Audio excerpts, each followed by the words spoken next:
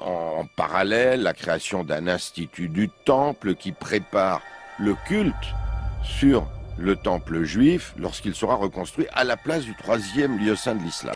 Donc, il y a une vingtaine de groupes qui organisent des visites au mont du Temple et qui aussi militent pour la construction du troisième temple. Alors Charles l'évoquait, il y a l'Institut du Temple notamment qui est en train de fabriquer tous les objets rituels qui serviront, qui pourraient servir pour ce troisième temple. Et puis eh bien on fabrique aussi les trompettes qui serviront aux cérémonies, on fabrique aussi le chandelier, les habits du grand prêtre, etc. Donc on se prépare avec évidemment l'aspect explosif de ce projet, c'est que ce troisième temple serait à la place de la mosquée Al-Aqsa et du dôme du Rocher qui sont des lieux sacrés évidemment pour les musulmans. Jerusalem is still the capital of Israel and must remain an undivided city, accessible to all. As soon as I take office, I will begin the process of moving the United States ambassador to the city of Israel, as chosen as its capital.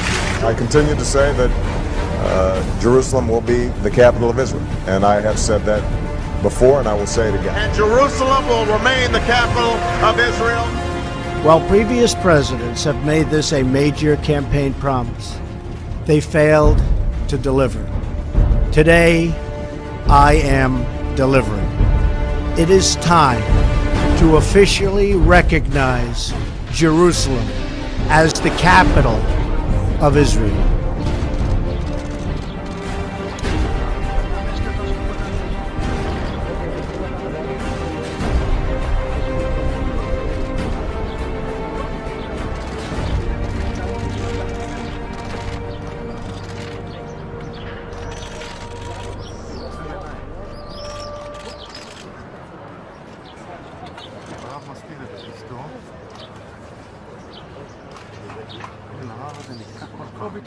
יוסי, את הרב טיפה אחורה.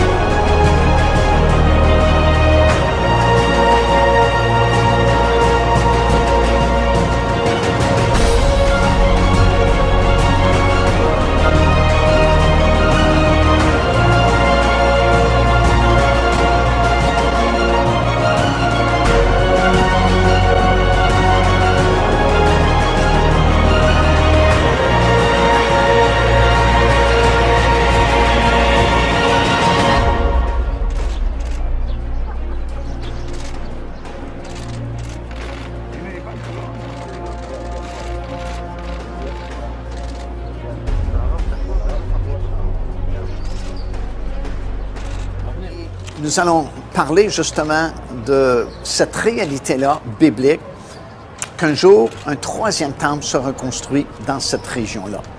Nous le savons parce qu'il y a plusieurs versets dans la parole de Dieu qui nous en parlent.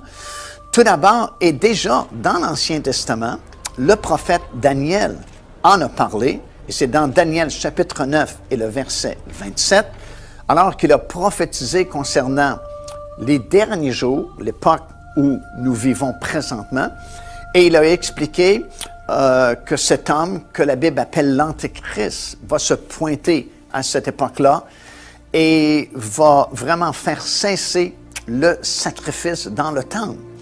Alors, bien sûr, pour qu'il fasse cesser le sacrifice dans le temple, il faut bien qu'il y ait un temple qui existe dans les derniers jours. Jésus également l'a mentionné, c'est dans Matthieu chapitre 24 et au verset 15, et Jésus fait justement référence à la prophétie que Daniel avait donnée, et il dit même que celui qui lit fasse attention, parce qu'il dit, le prophète Daniel a parlé de l'abomination, de la désolation qui sera établie dans le lieu saint du temple, parlant de cette image-là de l'Antéchrist qui, un jour, sera établi dans le lieu très saint du temple, alors que le faux prophète, qui aura fait son apparition aussi à l'époque de l'Antéchrist, demandera à la population mondiale de se faire une image de cet Antéchrist, cet homme qui a reçu une blessure mortelle et qui pourtant vit quand même, et d'adorer cette image-là. Alors Jésus fait référence à la prophétie de Daniel dans Matthieu chapitre 24 et ainsi confirme que cette prophétie, elle est bonne, elle est valide et qu'un jour vraiment un temple sera construit. Paul lui-même en a parlé, c'est dans 2 Thessaloniciens chapitre 2, verset 3 et le verset 4, parlant justement lui aussi de cet Antéchrist, cet homme qui va se pointer dans les derniers jours. Il dit, il va même s'asseoir lui-même dans le lieu très saint, se proclamant lui-même Dieu. Alors Paul confirme également les paroles de Daniel et confirme les paroles de Jésus lui-même, disant qu'effectivement, il y a un temple qui sera reconstruit puisque l'Antéchrist va s'asseoir dans le lieu très saint de ce temple-là. Jean aussi en a parlé dans le livre de l'Apocalypse. Il l'a même mesuré. C'est dans le 11e chapitre, les versets 1 et le verset 2, parce que l'ange lui a dit d'aller mesurer le temple et de laisser le parvis extérieur, parce qu'il sera laissé aux nations qui vont le fouler à leurs pieds pendant les dernières 3 années et demie de cette période de 7 années de tribulation.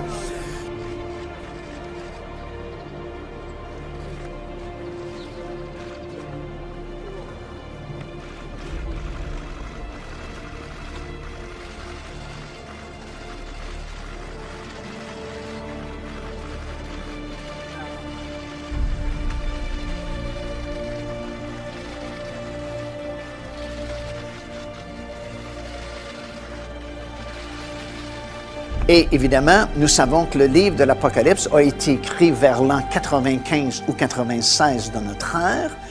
Et nous savons que le dernier temple a été détruit en l'an 70. Alors, lorsque l'ange dit à Jean d'aller mesurer le temple à Jérusalem, ça faisait déjà 26 ans qu'il n'y en avait plus de temple. Alors, évidemment, on ne parlait pas du 2e temple, mais on parlait de ce 3e temple qui va être construit très bientôt. De mon côté droit se trouve la montagne des Oliviers, parce que nous réalisons que le premier temple et le 2e temple avaient été construits dans cet axe-là, est-ouest, à partir du sommet de la montagne des Oliviers, qui est à l'est, bien sûr, jusqu'à l'extrémité de l'esplanade du temple. Et on parle d'un futur temple, un 3e temple qui sera construit bientôt. Et il y a beaucoup d'organisations, d'organismes ici en Israël qui ont déjà œuvré depuis plusieurs années pour fabriquer tous les vases, les ustensiles et tous les items qui appartiennent au temple et au service du temple. Celui qui est probablement le plus connu, c'est l'Institut du Temple de Jérusalem, qui est situé tout près d'ici de toute façon. Et ça a été fondé en 1988 par Israël Ariel. Et j'ai eu l'occasion de voir cette institution il y a plusieurs années. En fait, en 1988, j'ai pratiquement assisté à la naissance de l'Institut du Temple. Et déjà à l'époque, ils commençaient à fabriquer les ustensiles, les items et les vases qui servent pour le service dans un futur temple. Et aujourd'hui, au moment où nous filmons ce segment ici à Jérusalem, ils ont absolument tout fabriqué.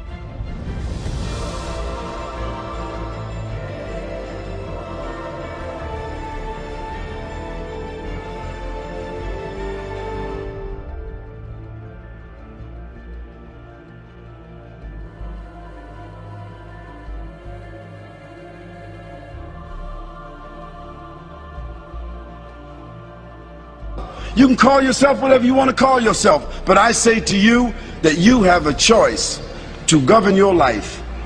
You have a choice to make the right choice or the wrong choice. You have a right to say that I'm willing to follow the conditions. You have a right to do that. Or you can just say, I'm rebellious. I don't care. I'm going to do whatever I want to do. I'm going to live my life and I'm going to have fun. I'll tell you what living your life and having fun is going to lead you to. Today, the people that seem like they're having the greatest time, having all the fun, is these entertainers. These bling bling people. Like Britney Spears and like Destiny's Child. She was a little girl with blonde hair, hopping around and skipping around. She was at that time innocent. Her mother and father was letting her dance and sing, and you know, she got on the radio and the TV and she got some awards, and she was still a virgin at 13. 19 years old. Can you imagine a young girl started out innocent at 13 years old, and she is the hero. She is the model for all of these women and all these other bling bling criminals that our sons and daughters are wearing their shirts, wearing their coats, wearing their jackets, wearing their hats. Eminem, 50 Cent, wearing their all their shirts. These are our heroes putting up their posters. What are they? They're bling bling criminals. Dope sellers, fornicators, liars, stealers, cursing God, cursing their parents, killing people, selling drugs. And these become our heroes. These movie stars, they become movie stars. They become television stars.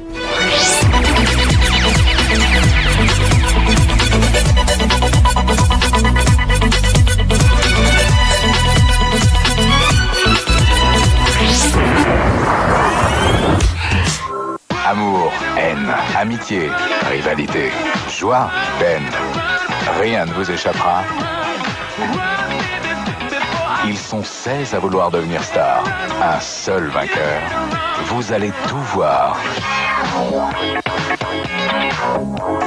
Vous allez décider.